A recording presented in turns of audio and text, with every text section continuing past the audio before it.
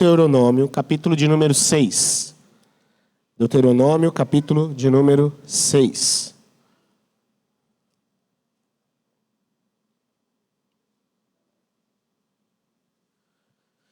Estarei lendo do verso 1 até o verso de número 9. Deuteronômio 6, do verso 1 até o verso de número 9.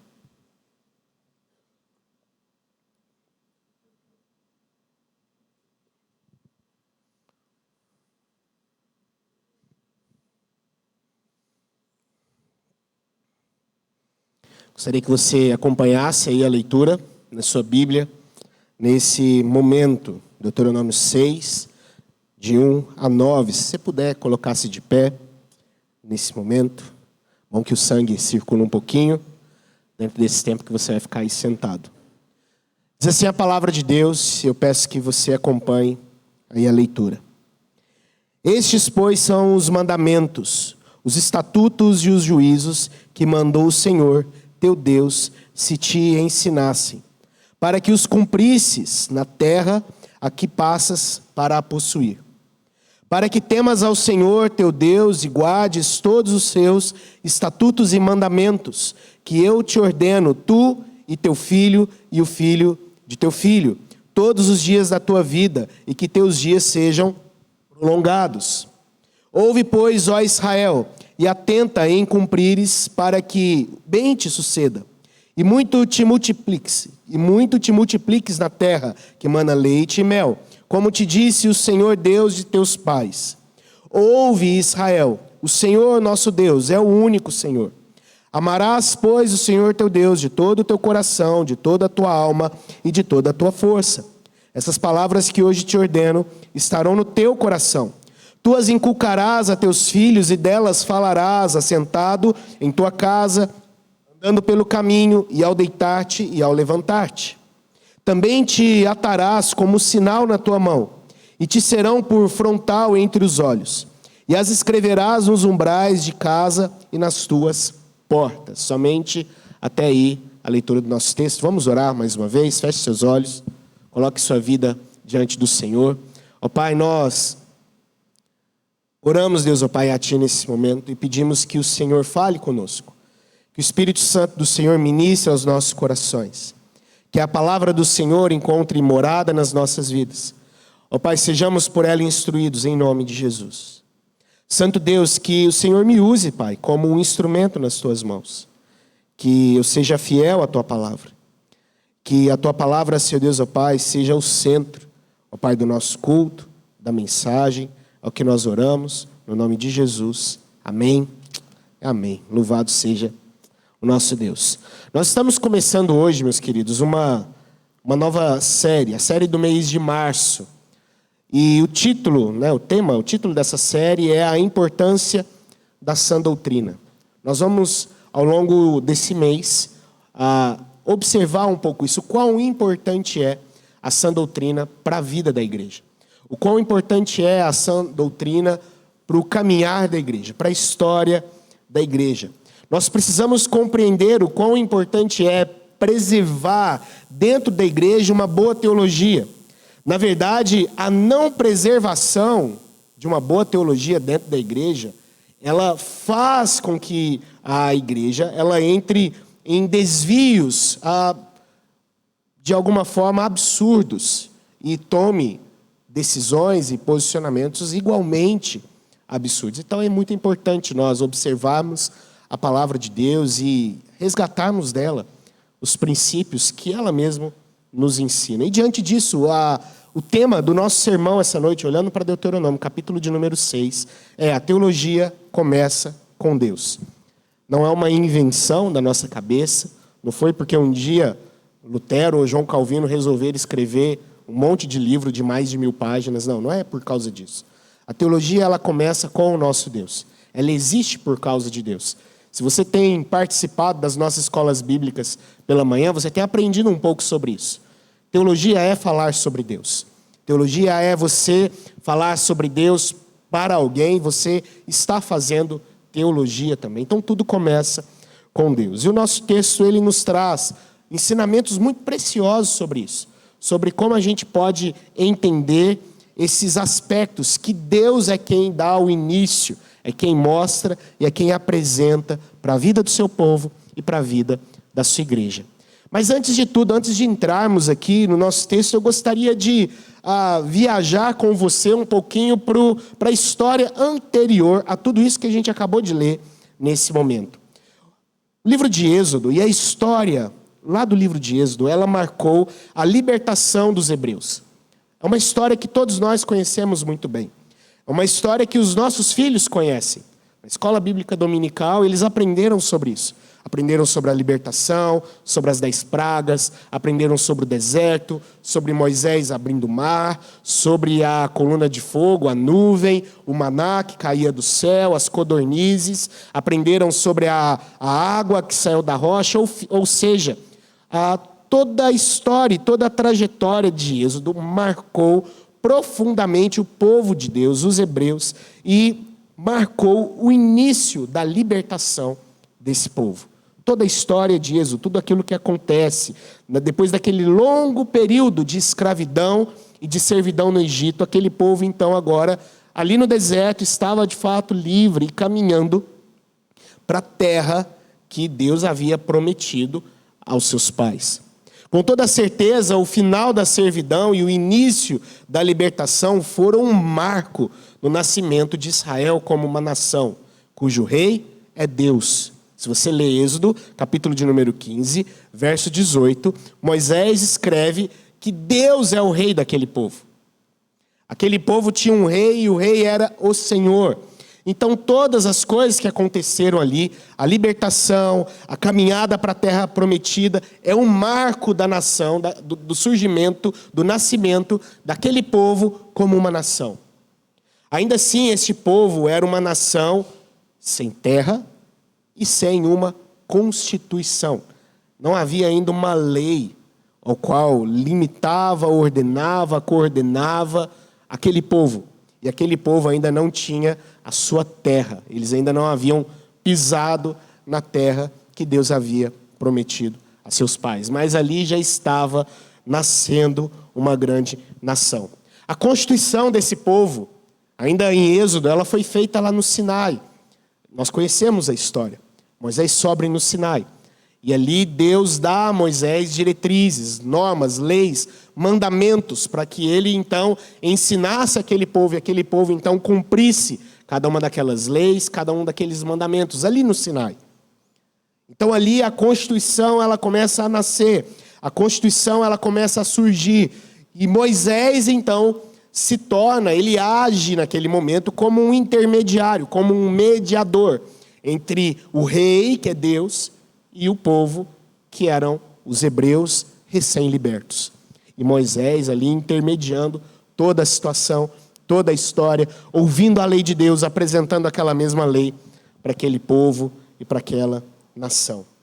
Na verdade, nós podemos chamar que esse momento, nós podemos dizer que esse momento em que Moisés apresenta esta lei, essa aliança, essa constituição dada por Deus a esse povo, nós podemos chamar de uma espécie de renovação de aliança, porque esta aliança, ela não era uma aliança nova. Aliás, os patriarcas já ouviram sobre essa aliança anos atrás. Abraão, Isaque, Jacó, já foram peças fundamentais nessa aliança de Deus com seu povo. Começou com eles ali. Começou com Deus chamando então esses homens, Noé, e formando ali com eles uma aliança perpétua, de que eles seriam uma grande nação, de que eles seriam um grande povo, de que eles seriam um povo especial. Era uma aliança que apontava para o futuro daquela nação. Para o futuro daquele povo, os israelitas se tornariam a nação especial de Deus.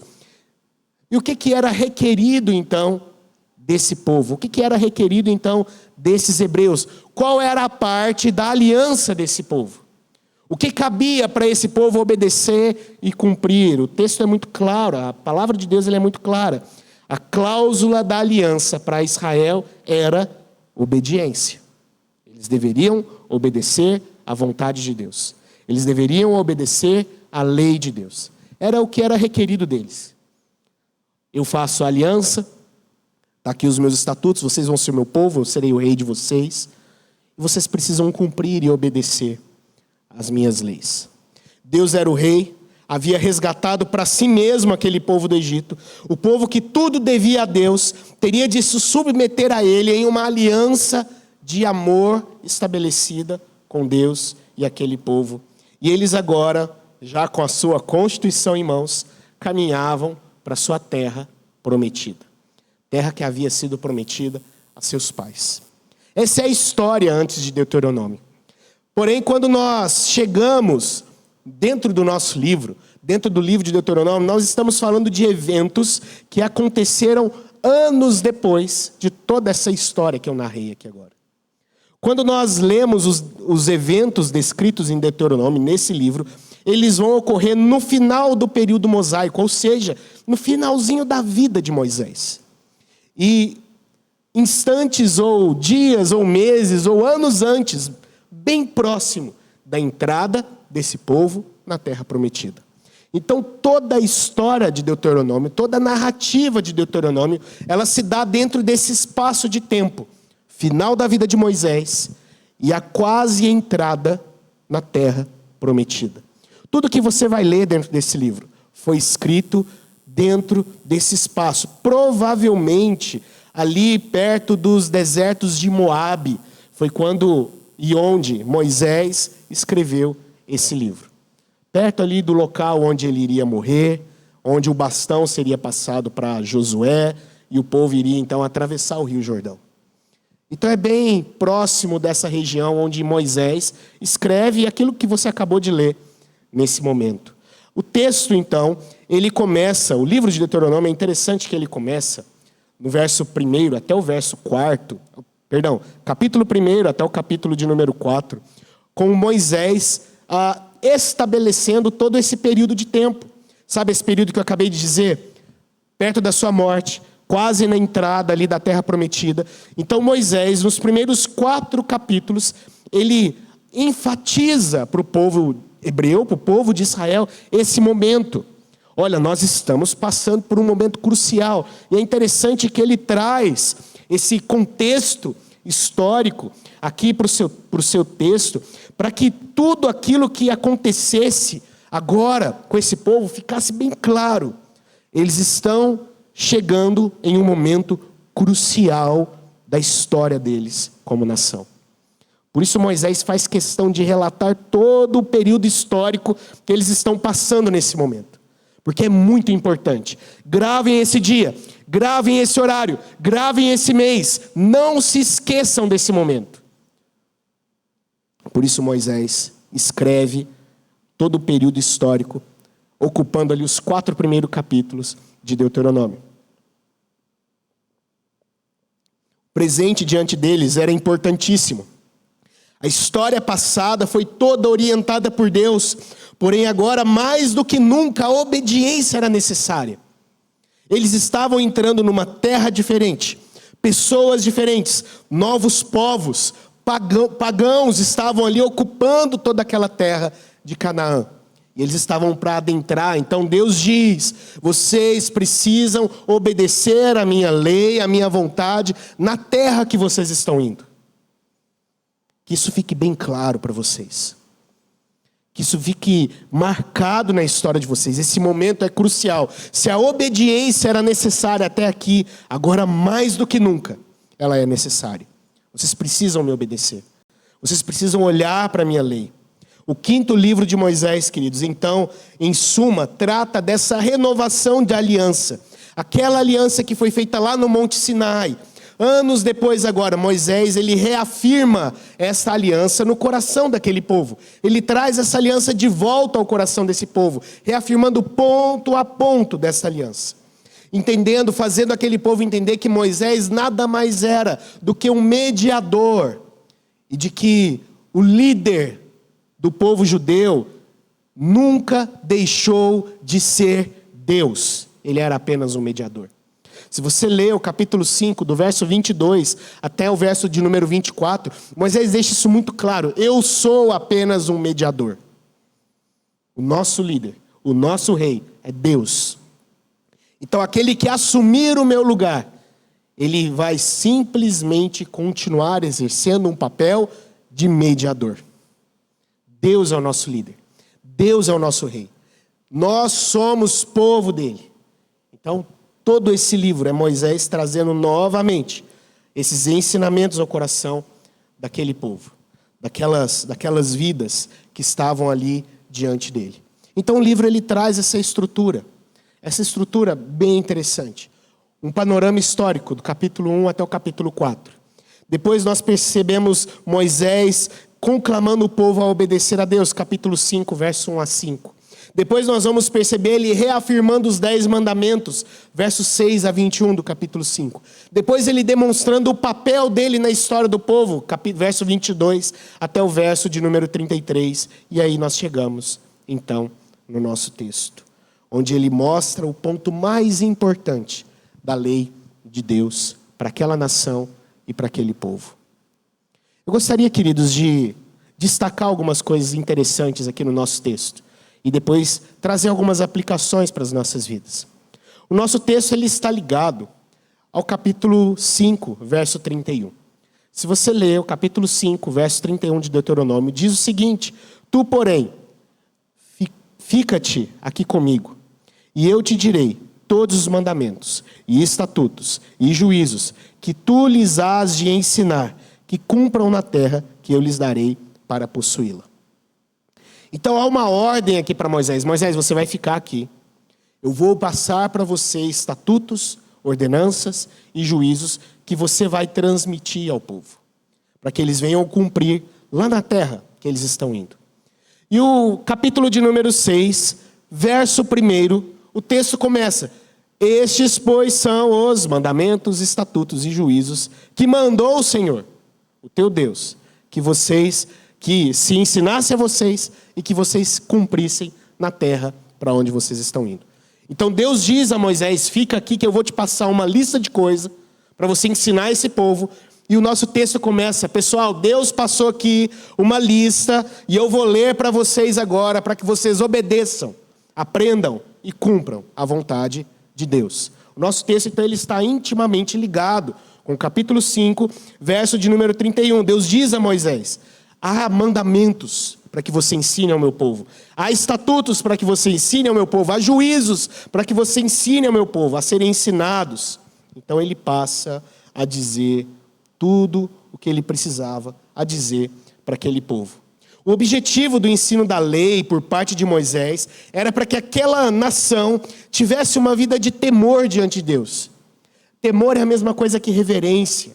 Para que eles viessem a reverenciar a Deus, o seu Deus, e que eles mostrassem evidências dessa reverência. E como nós evidenciamos que temos reverência para com Deus? Moisés responde: obediência. Vocês obedecendo à lei de Deus, vocês vão mostrar que vocês temem a Deus e reverenciam a Deus. Moisés é muito claro aqui no nosso texto. Portanto, o povo foi ordenado a atender, a obedecer toda aquela lei, que pudesse encontrar plena prosperidade para que eles crescessem naquela terra para a qual eles estavam indo, como diz o verso 3 aí do nosso texto. Obedeçam para que vocês cresçam nessa terra. Obedeçam para que vocês prosperem nessa terra. A obediência é fundamental para a vida de vocês.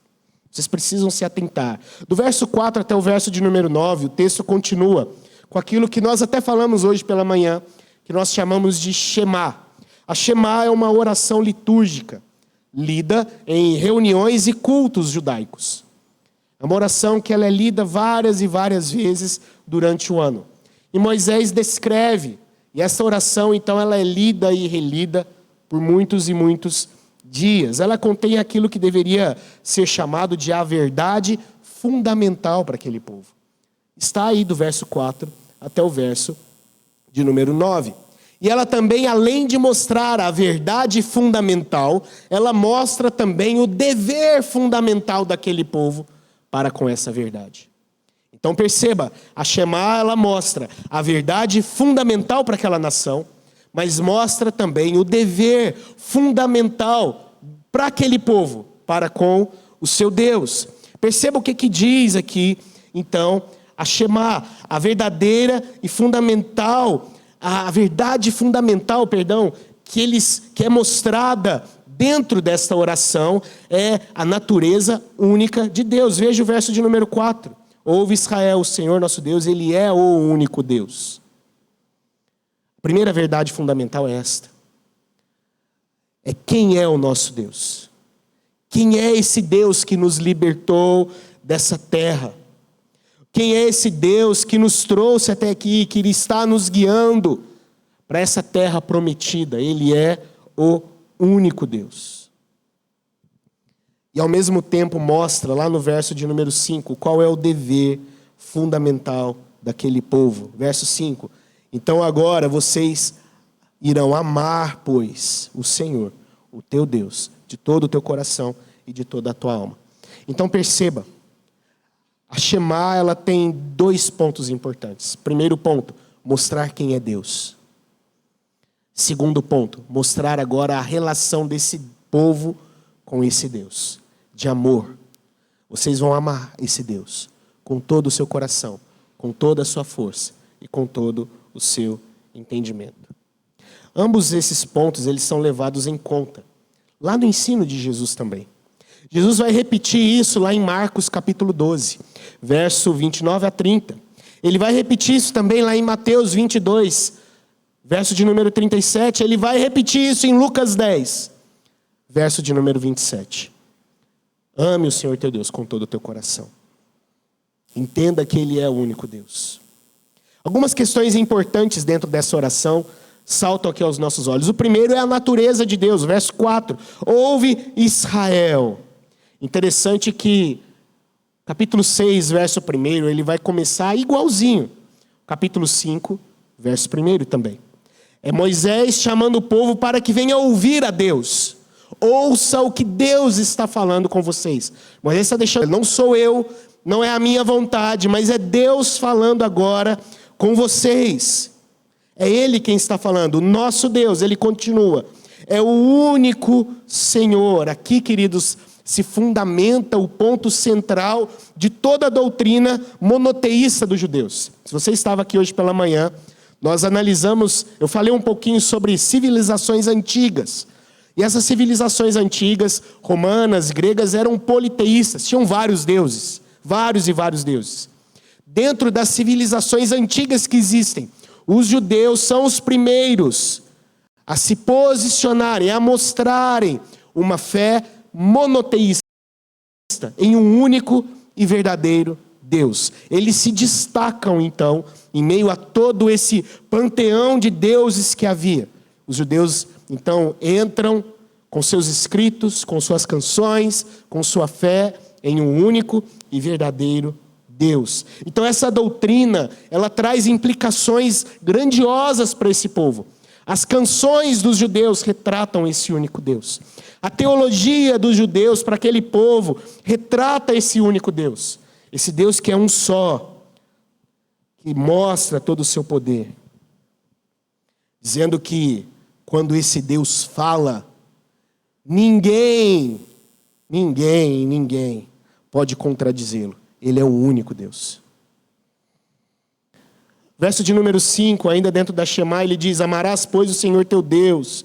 O mandamento de amar, ele é central, porque todo o livro ele se refere à renovação da aliança. E o que requer, então, é obediência. Mas essa obediência ela é fundamentada no amor. Porque vocês amam a Deus, vocês obedecem a Deus. Porque vocês amam a Deus com todo o seu coração, vocês vão obedecer a esse Deus. Vocês vão ouvir a voz desse Deus. Vocês vão ouvir as vontades desse Deus. E vão agora render a Ele graças. Verso 6 até o verso de número 9 do nosso texto. Os mandamentos, eles fornecem agora uma estrutura. Como agora esses israelitas vão expressar o seu amor. Então o texto continua. Deviam estar em seu coração. Ou seja, o amor deles não é um amor sem fundamento. Eles têm no coração essas verdades.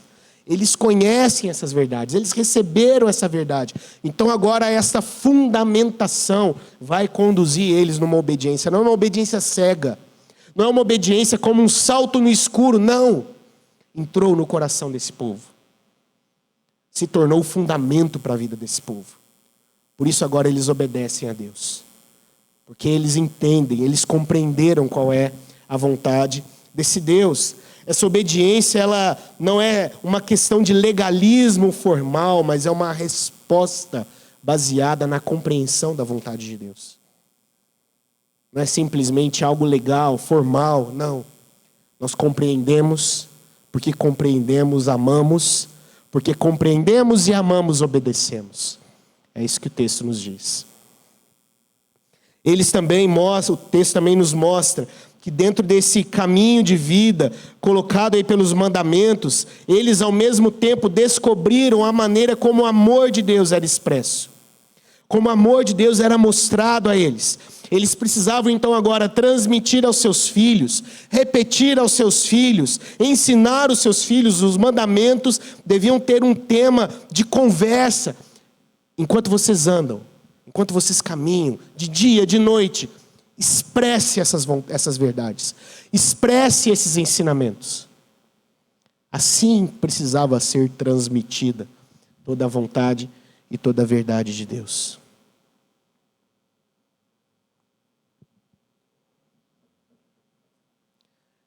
A teologia, ela começa com Deus. Deus chama Moisés e diz: Moisés, tem algo para ser ensinado a esse povo. Esse povo precisa aprender. E esse aprendizado precisa transformar esse povo. Esse aprendizado precisa mudar esse povo. O que a gente aprende com esse texto, queridos? O que nós podemos destacar de aplicações aqui para a minha e para a sua vida? Nós estamos, como eu disse, iniciando uma nova série. E essa série ela fala da importância da preservação de uma boa teologia. Mas a teologia que começa em Deus, que tem como fundamento a palavra de Deus, a vontade de Deus e as verdades de Deus. Uma teologia sadia, que conduz o povo de Deus. E quando essa teologia ela é deixada de lado, esse povo então passa a ser conduzido por inúmeros declínios. Isso se repete na história do povo de Deus. Você percebe que em momentos onde essas verdades de que Deus é o único Deus sai do coração do povo de Israel, o que acontece? Idolatria entra no meio do povo. Prostituição entra no meio do povo. Mentiras entram no meio do povo. Violência, assassinatos entram no meio do povo. A não observância da vontade de Deus e dos fundamentos da palavra de Deus conduz o povo de Deus a um declínio moral, espiritual, teológico, ético e inúmeros outros. Nós percebemos isso no decorrer da história. Nós percebemos isso no caminhar da história. Por isso ela precisa ser resgatada e reafirmada. Moisés, há estatutos e juízos e mandamentos que esse povo precisa aprender. Eles estão indo para uma terra complicada. Um povo complicado. E eles precisam me obedecer lá. Eles precisam entender as minhas verdades lá. Então a teologia ela vai começar com Deus, chamando aqui agora Moisés, para que ele então instruísse o povo. Deus sabe a importância, queridos, para a sua igreja, em preservar o entendimento correto da sua vontade. Deus sabe o quão isso é importante para nós. Deus sabe o quão isso é importante para você. Você ter um entendimento correto de quem é Deus. Compreender quem de fato é Ele. Compreender o seu ser, o seu poder, o seu amor, a sua graça. Cantar verdades que traduzem quem é Deus. Deus sabe o quão isso é importante para todos nós. Por isso Deus quer que eu e você tenhamos uma firme base teológica. Ele quer isso. Ele quer isso de mim, Ele quer isso de você. Mas por que tudo isso? Por que Deus quer todas essas coisas? Eu gostaria de destacar aqui, olhando para o nosso texto, aplicações para nós. Em primeiro lugar, Deus quer que a boa teologia seja ensinada. Verso 1, ele nos diz isso. O texto deixa muito claro para todos nós, e aqui fica evidente que o discurso, que muitas das vezes é feito aí, que as práticas são mais importantes, que experiências são mais importantes, que a letra na verdade mata. Isso é um discurso equivocado. Deus quer que nós conheçamos a verdade dele e a vontade dele. Deus quer que nós conheçamos quem ele é. Na verdade, esse texto lá de 2 Coríntios, que Paulo diz, lá no verso de número 6 do capítulo 3, Paulo diz o seguinte: o qual nos habilitou para sermos ministros de uma nova aliança, não da letra, mas do Espírito, porque a letra mata, mas o Espírito vivifica, é o que diz o texto. É interessante o quanto esse versículo ele é retirado de todo o seu contexto. Paulo diz aqui, observando todo o contexto da passagem, é que a observância da lei pela lei, isso sim mata. Mas quando essa lei ela é conduzida aos nossos corações pelo Espírito, aí sim gera vida. Na verdade, esse texto, ele joga muito mais ao nosso favor do que ao favor desses que dizem, não, a letra mata. Não, a lei pela lei sim. Mas quando essa lei ela é produzida e gerada através do Espírito Santo em nossos corações, aí é vida, e vida maravilhosa. Deus quer que a boa teologia seja ensinada. Moisés, há coisas ainda a serem ensinadas a esse povo. Esse povo precisa aprender algumas coisas. Eu quero que você ensine esse povo. Segunda coisa, Deus quer que a boa teologia seja aplicada. Não adianta simplesmente encher a cabeça de ensinamentos, encher a cabeça de teologias, de livros, saber de cor o que João Calvino disse, o que Martinho Lutero disse, o que Spurgeon disse. Não adianta se isso não entra no nosso coração e não se transforma em vida. Para mim e para você, que nos transforma, que nos muda, que produz a evidência da fé que nós temos. Não adianta ouvir todas as coisas, não adianta você ler todos os livros, não adianta você ouvir todos os podcasts, não adianta você ouvir todos os sermões, se isso não impacta a sua vida, se isso não transforma a sua vida. Não adianta, queridos, você conhecer a doutrina do perdão, se você não sabe perdoar. Não adianta você conhecer a doutrina da oração, se você não ora. Não adianta você conhecer a doutrina de missões se você não prega o evangelho. De nada adianta o conhecimento se esse conhecimento não é aplicado. De nada adianta. Nós conhecemos todas as coisas se não vivermos todas as coisas. Se não pegarmos toda essa bagagem que a gente tem, a gente ama a nossa teologia reformada, e ela é boa mesmo. Se a gente não aplica ela e não vive ela, de nada adianta.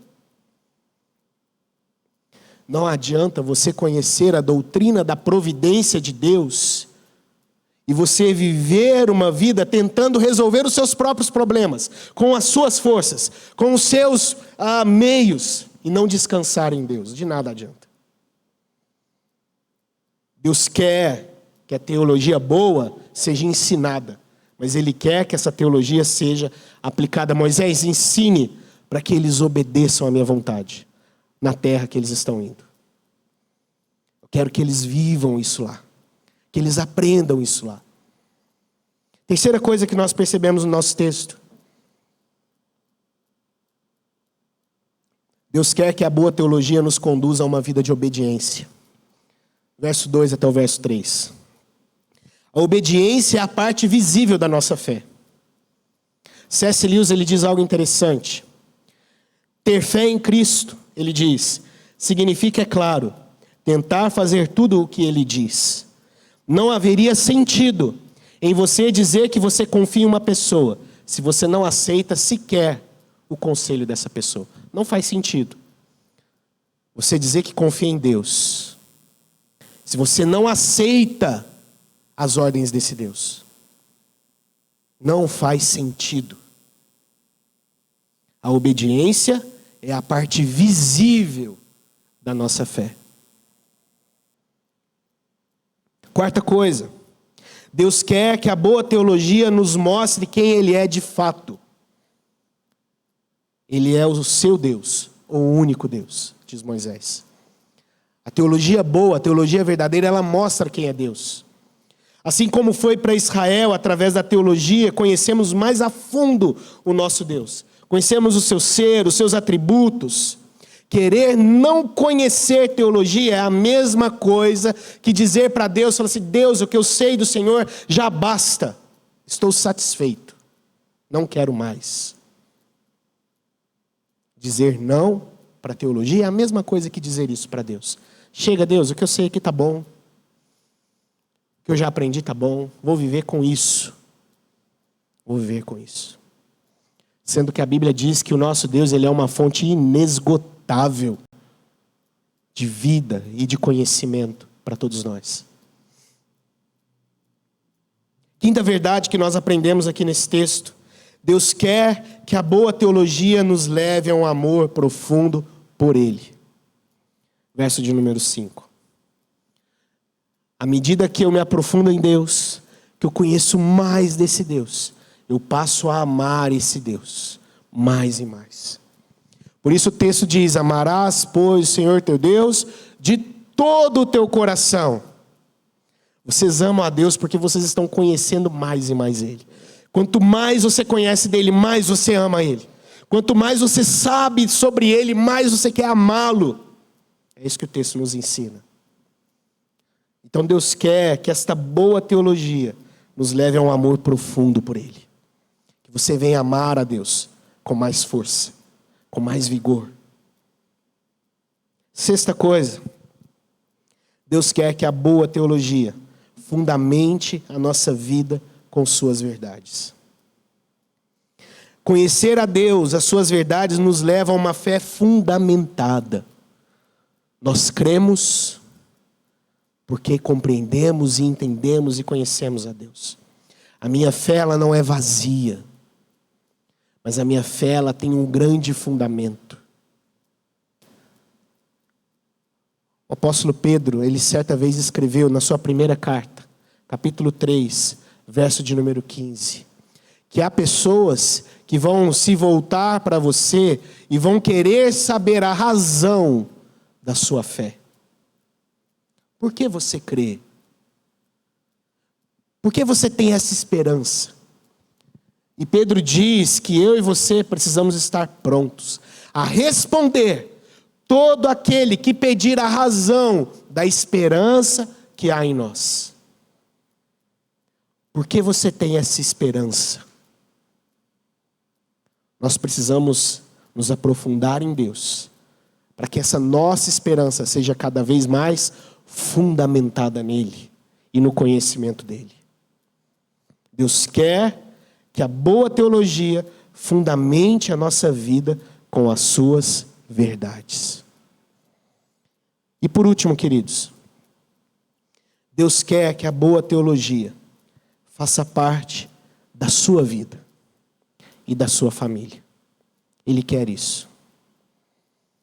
Ele diz aqui no verso 8 e verso 9: também as atarás como sinal na tua mão, e te serão por frontal entre os olhos. Perdão, versos 7 a 9. Tu as inculcarás a teus filhos, e delas falarás, assentado em tua casa, andando pelo caminho, e ao deitar-te e ao levantar-te. Também as atarás como sinal na tua mão, e te serão por frontal os olhos. E as escreverás nos umbrais de tua casa e nas tuas portas.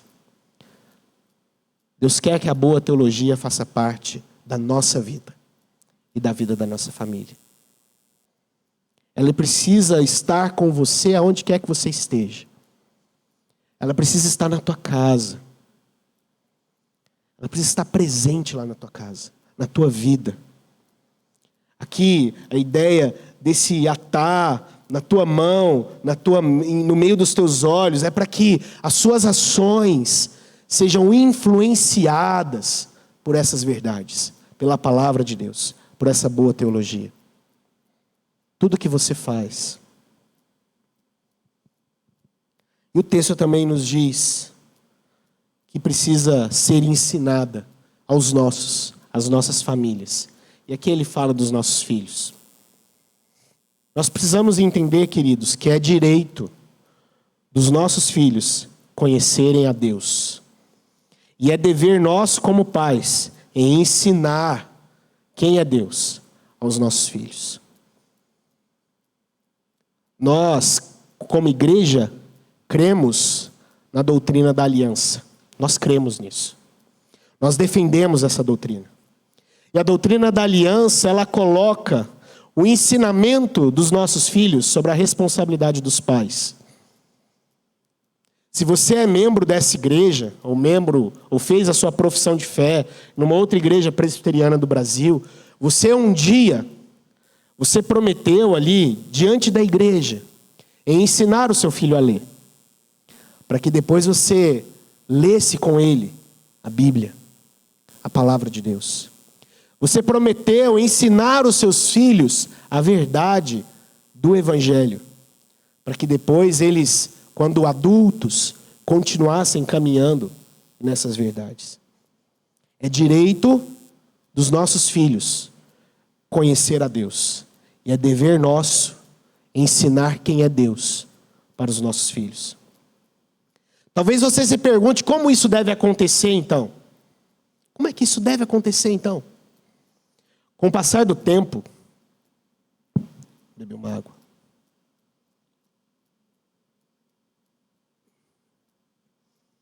Com o passar do tempo, queridos, nós pais temos adotado práticas. E a igreja também tem caminhado por um caminho extremamente prejudicial para as nossas crianças. Muito prejudicial. Julgamos que nossos filhos são novos demais para determinados assuntos. É algo que nós frequentemente estamos conversando sobre isso. A gente julga isso. E principalmente com assuntos relacionados com a palavra de Deus. Nós privamos os nossos filhos da única...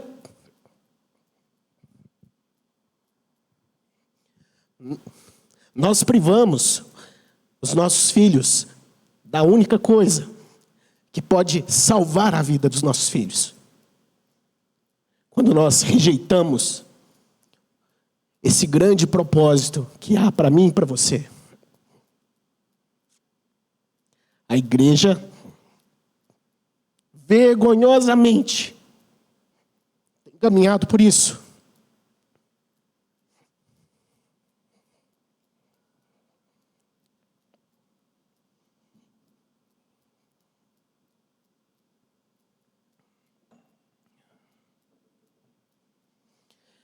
Em muitas igrejas, irmãos, os nossos filhos ouvem os avisos, cantam as músicas, mas aquilo que salva o coração, aquilo que transforma, eles são privados, são levados para salas de recreação, ver filminho, fazer desenho, comer um lanchinho, enquanto a verdade do Evangelho que deveria ser semeada na vida deles não tem sido feita. Isso precisa ser resgatado por nós. Precisa ser resgatado por nós. É triste quando vemos pais que não se responsabilizam em trazer os filhos para o culto.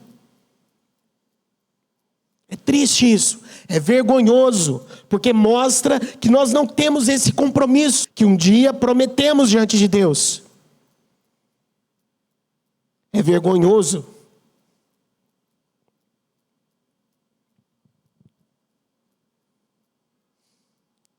Se ficam no templo, o pai vai lá, dá um celular, é vídeo do YouTube, é joguinho de celular, enquanto aquilo que pode salvar a vida, aquilo que pode transformar a vida dessa criança, está sendo anunciado.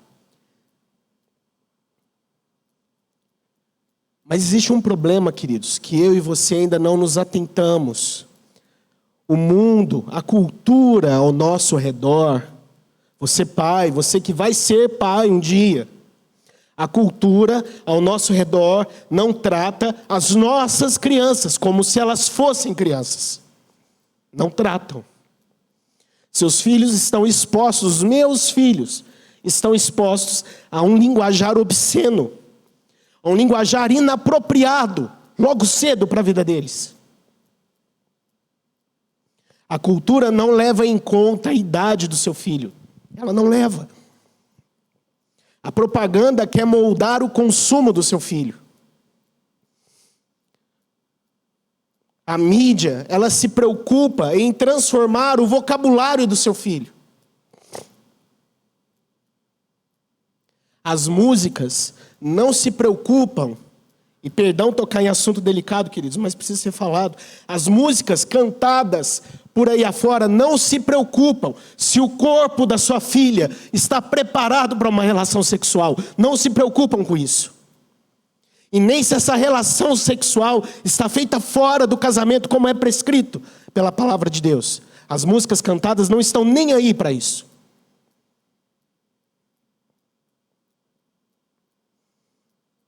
Enquanto isso, a gente está aqui discutindo se eles têm a idade necessária para aprender alguns assuntos da palavra de Deus. É a discussão nossa.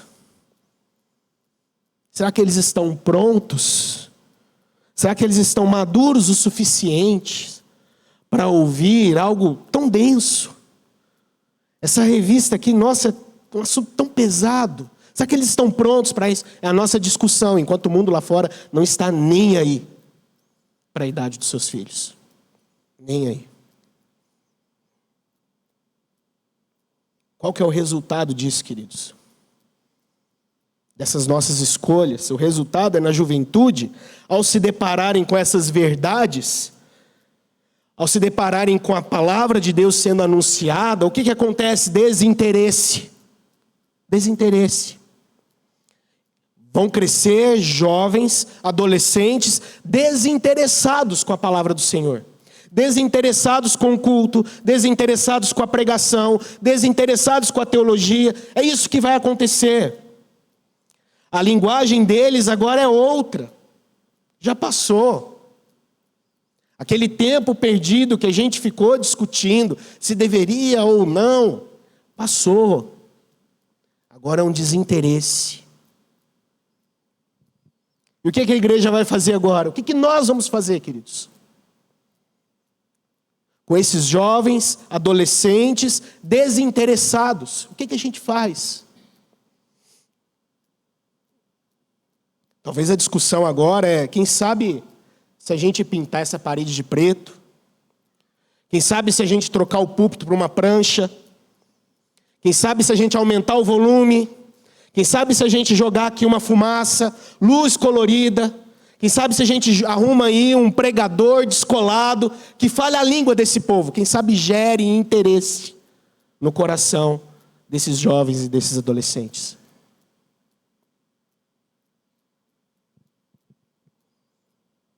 Quem sabe vai criar neles algum interesse para a Bíblia.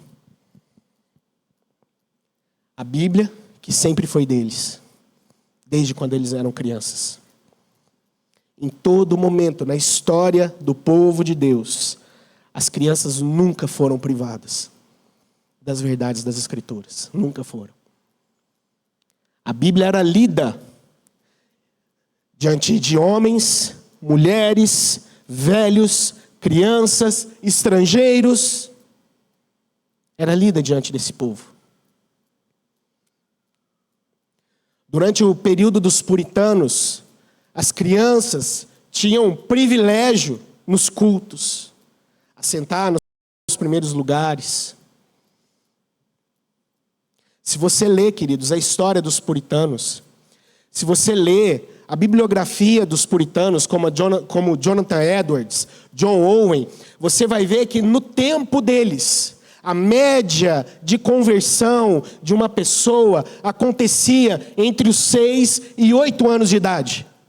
De conversão. Sabe qual que é a média dos nossos dias hoje? 18 e 34. No período dos puritanos, crianças se rendiam diante de Deus, reconhecendo Ele como seu Salvador. Mas nós preferimos não tratar desses assuntos com os nossos filhos. E é justamente, queridos, porque nós privamos os nossos filhos dessa linguagem bíblica, que nós estamos vivendo um período hoje de adultos cada vez mais infantilizados.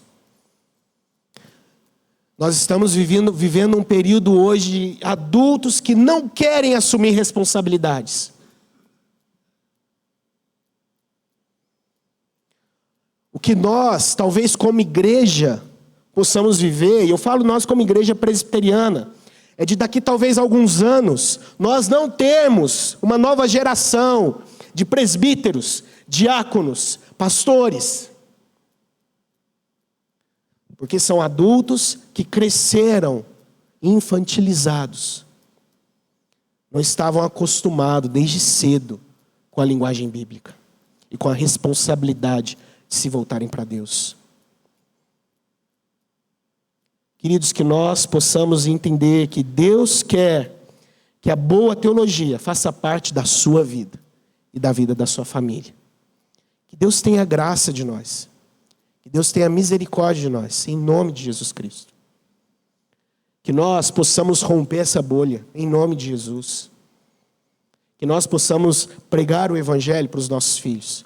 Pregar o Evangelho para os nossos netos, sobrinhos, crianças, em nome de Jesus. Que quem sabe daqui a alguns meses, uma criança venha, pastor, eu quero fazer minha pública profissão de fé. Que alegria.